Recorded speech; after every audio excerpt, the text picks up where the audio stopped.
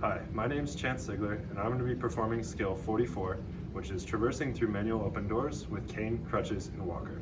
Please refer to skills 33, 38, and 40 to ensure proper fitting of your patient's assistive device, as well as skill 32 to make sure the correct assistive device is picked for your patient. Some safety tips to consider before starting is to make sure your patient is always wearing a gait belt to ensure proper guarding and contact guarding of the patient throughout the skill.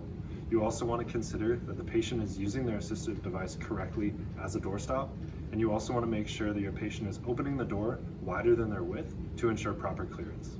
The following skills will now show a patient traversing through a manual open door that closes automatically behind them.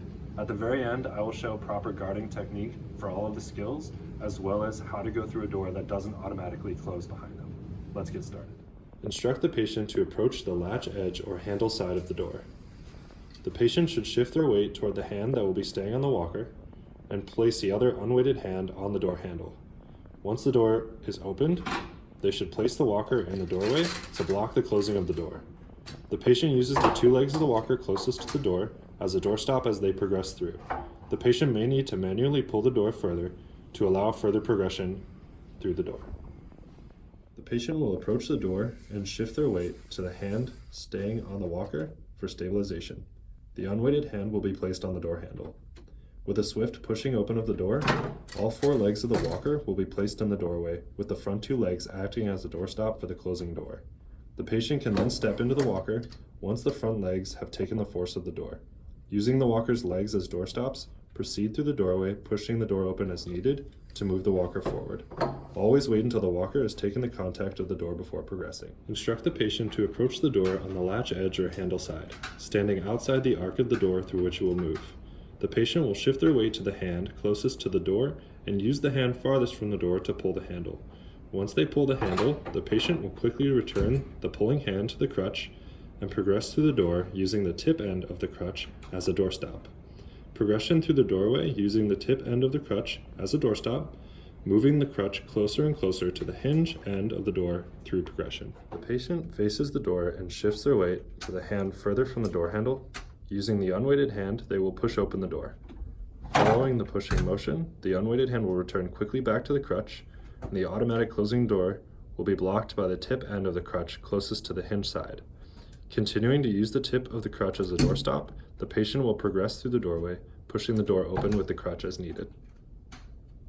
When using a cane, instruct the patient to approach the latch end or handle side of the door. The patient will use the hand not occupied by the cane to pull the handle and open the door. With the tip end of the cane, the patient will stop the closing door that has been opened wider than their width. As the patient progresses through the doorway, they will reposition the tip of the cane closer and closer to the hinge side of the door. When pushing open the door, instruct the patient to approach the door and place the hand not occupied by the cane on the door handle. The patient will push the door open using the tip end of their cane as a doorstop to keep the door open, reminding them to stand close to the door when opening to prevent overextending of the cane, causing a loss of balance. Place the tip of the cane toward the hinge end and then progress through the door, moving the cane closer and closer to the latch end. The patient may use their hand not occupied by the cane or hip closest to the door to keep the door open.